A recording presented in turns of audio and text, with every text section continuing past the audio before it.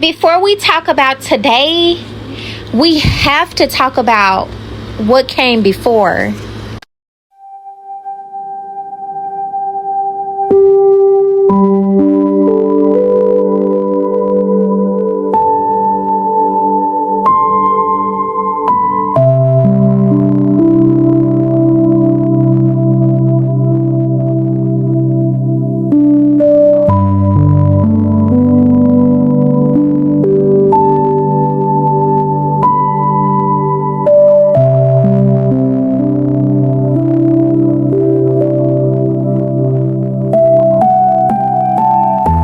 The 1950s were a time when Mississippi was deeply divided by segregation, fear, and racial injustice.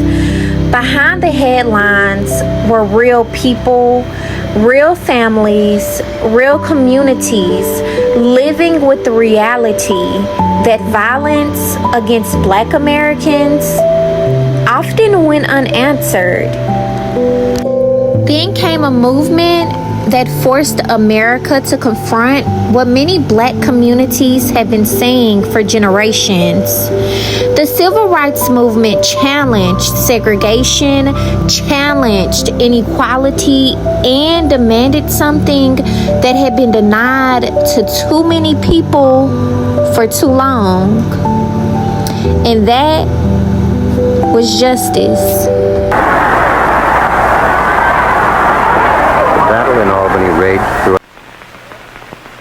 Must and will now join together as never in the past to let all the forces of divisiveness know that America shall not be ruled by the bullet, but only by the ballot of free and of just men.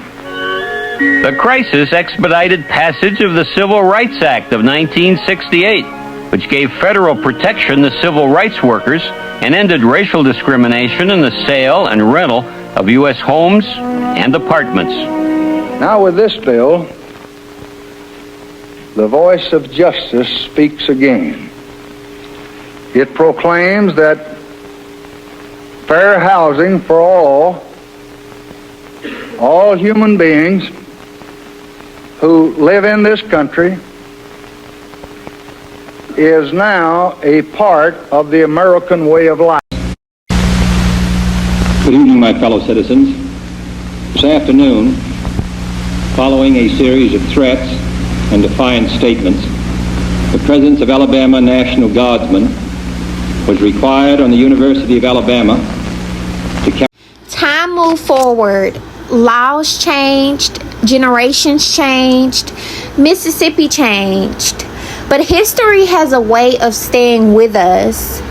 Because when tragedy happens today, many communities don't only see what happened in that moment. They remember everything that came before it. And now, decades later, cases involving the deaths of Black Mississippians continue to spark painful conversations about justice, accountability, and trust. Because for many people, these stories are not just headlines, they are reminders.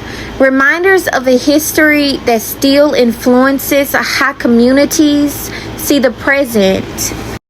From Lookout Mountain of Tennessee, let freedom ring from every hill and molehill of Mississippi, from every mountainside. Let freedom ring in Whitney Capital.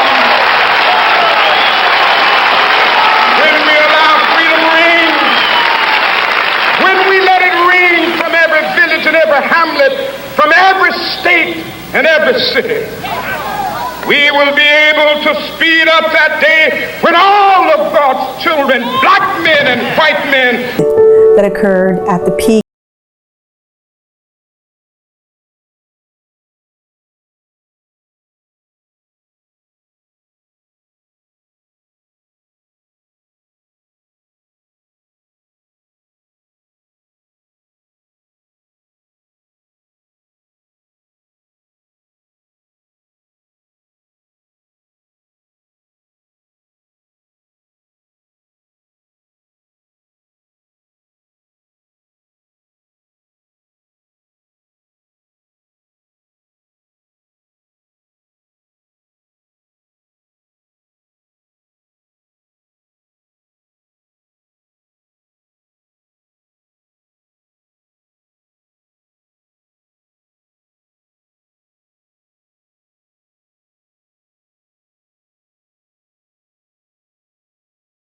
and people wouldn't bother them. When they came to the Deep South, it was a different story.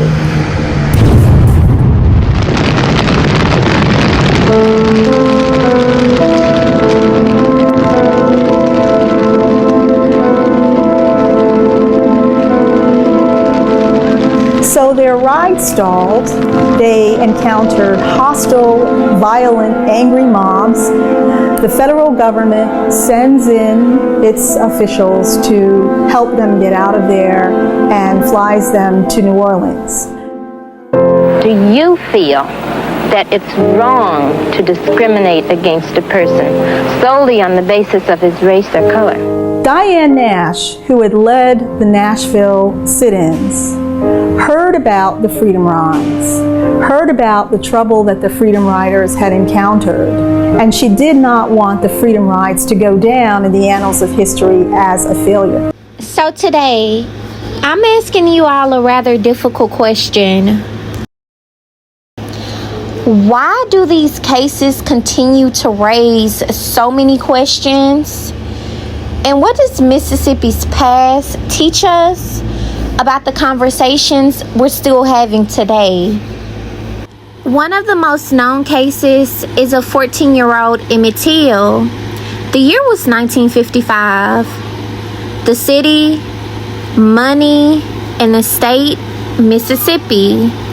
14-year-old Emmett Till was kidnapped and murdered in August of 1955 after being accused of offending a Caucasian woman. His body was recovered from the Tallahatchie River. His death became one of the most infamous examples of racial violence in American history. The country saw his mother demand that the world see what had been done to her son. 4 years later, in 1959, Mac Charles Parker, another black man, was abducted from a Mississippi jail by a white mob and murdered. And decades later, the federal government would revisit his case. But like so many other black men that lost their lives at the hands of violent white men, accountability never came. And here's the thing about Mac Charles Parker's story. We don't know if he was guilty or innocent. And that is exactly why his story matters, because regardless of the accusation, he was entitled to a fair trial. He was entitled to evidence being presented. He was entitled to a jury making that decision. But instead, a mob decided his fate before justice ever had the chance. So who are the monsters, really? Was it the countless black men who were accused of horrific crimes but never received the basic right of a courtroom, a jury, and a chance to defend themselves? Was it a 14-year-old child whose life was taken after an accusation that he had offended a white woman? Was Emmett Till the monster? Was Mac Charles Parker the monster?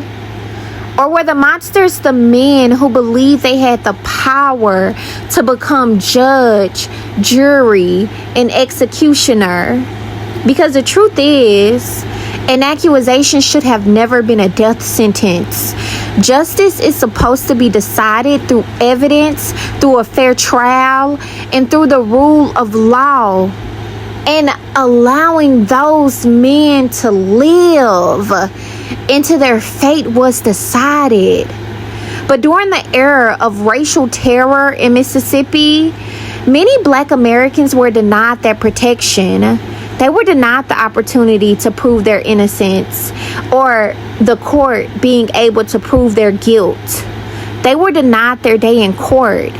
And in too many cases, people who committed these acts of violence believed they could do so without consequences, and 9 times out of 10, they did. Consequences never came.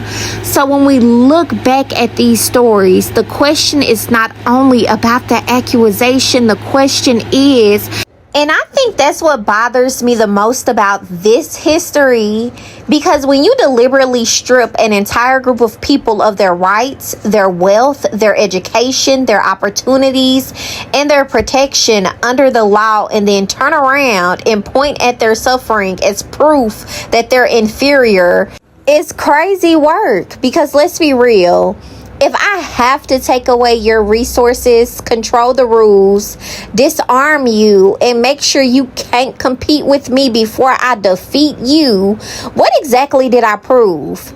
I didn't prove that I was better than you. I proved that I had the power to keep you down.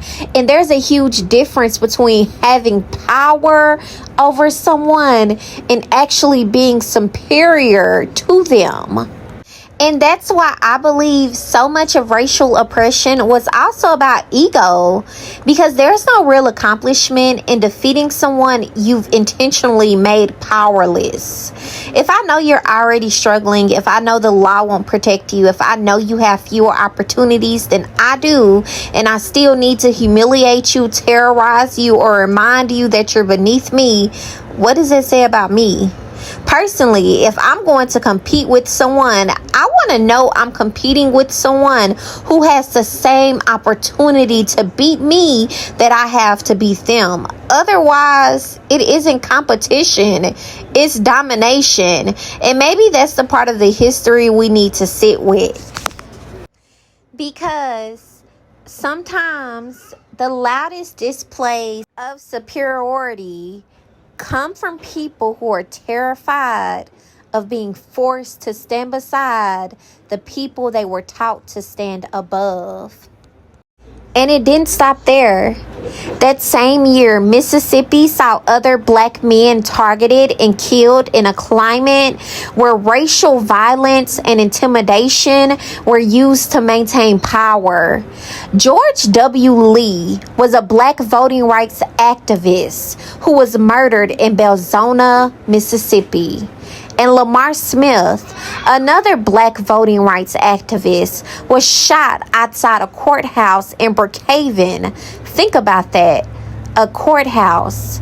The very place where justice is supposed to happen, and yet violence could happen right outside its doors.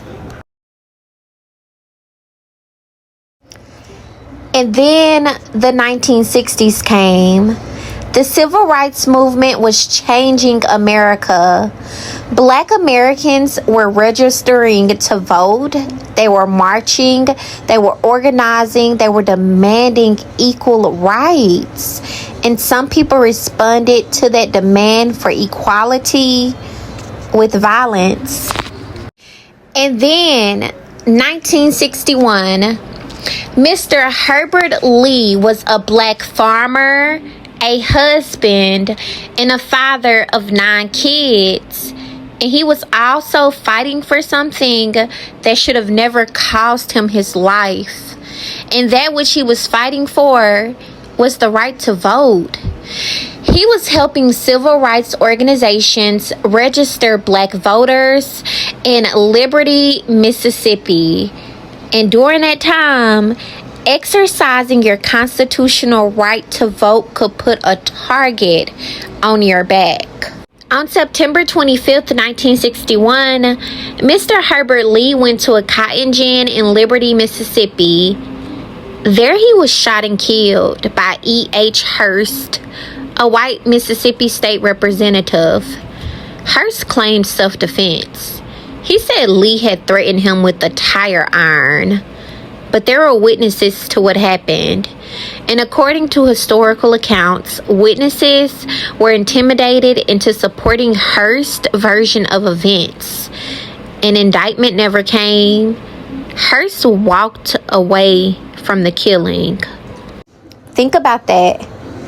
A black man was trying to help other black people exercise their right to vote. And he ended up murdered. And the man who killed him was never held criminally accountable. And the man dozens of witnesses saw end Mr. Herbert's life. He passed away in 1990, Magnolia, Mississippi. And y'all already know how I'm coming. You already know what pissed me off is knowing that cowardly E.H. Hurst died in 1990. So he lived for nearly 3 decades after taking Mr. Herbert Lee's life in broad daylight. And he was killed during a period when Black Mississippians were fighting for a right that was supposed to belong to them as American citizens. What makes this even more painful is that Hearst was never held criminally accountable for Lee's death. And that forces us to confront something uncomfortable about Mississippi's history. What did a black man's life mean to the institutions that were supposed to protect him? Because Herbert Lee wasn't simply killed. His family was left without the justice that should have followed his death. And the message sent to the black community was devastating. You could fight for your constitutional right to vote, and violence could be used against you, and the person responsible could walk away. That's the part of history that cannot be softened. Because when we talk about racial violence, we can not only talk about the person who pulled the trigger, we also have to talk about the systems that allowed those killings to go without accountability. And that is why Herbert Lee's name still deserves to be spoken today. Now, I don't know about you, but I won't stop. I can't imagine how his relatives felt knowing that's the man that took his life. But we know he's never going to be held accountable in the judicial system because, well, he's the right color. I can't imagine how hateful and resentful and bitter that could make a person. But for black people in Mississippi to constantly, consistently choose the high road. Because don't you think they could have been ugly? Don't you think that what was being done to them, they could have did it to others?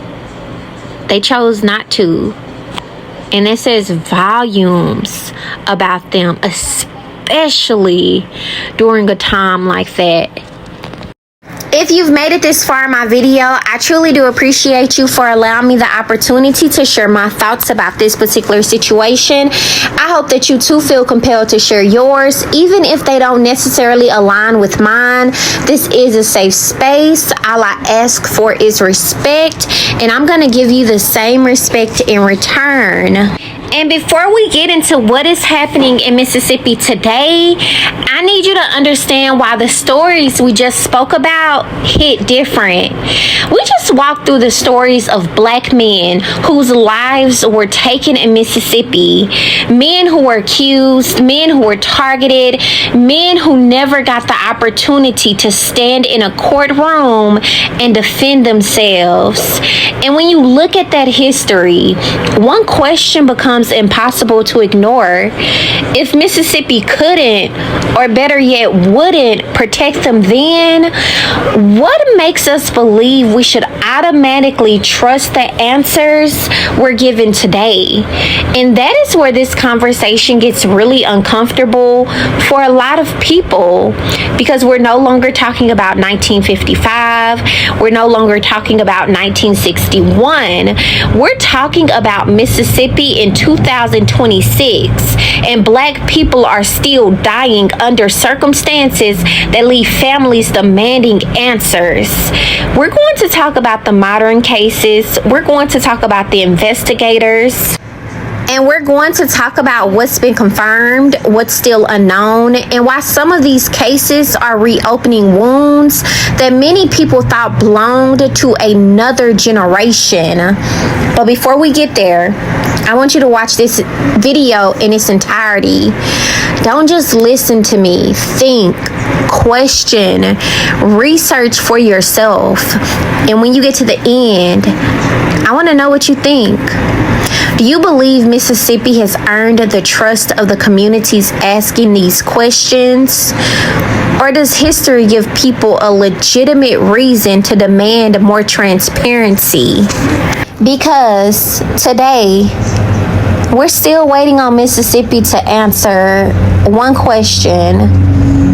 And that question is, what happened to 29-year-old Tasia Fortune, who was found hanging from a tree in Jackson, Mississippi? And before you scroll past this, it's just another headline. I need you to understand why this particular case has so many people asking questions. Tasia was a black woman, a mother of 4. Her body was discovered behind a vacant home in a state with a history of racial terror and lynching that cannot simply be separated from the present. Authorities are still investigating what happened to her. An autopsy is being conducted, and no official determination has been made that her death was a homicide or a lynching. But her family is grieving. Her mother is questioning what happened. And people all across Mississippi are waiting for answers, because it sounds a little too familiar. Lately in Mississippi, there have been case after case. Black men, black women found hanging from college campuses, hanging after calling his family in distress because he was being chased by some Caucasian men. So, with that being said, it's time for Mississippi to answer. And I mean, it's time for them to be honest, because this has to stop. And it won't ever stop if we sit back and pretend like it's not happening. Once again, if you've made it this far, thank you so very much. I hope that you return for my deep dive into Tasia Fortune. And per usual, Lay said it. Until next time. Take me.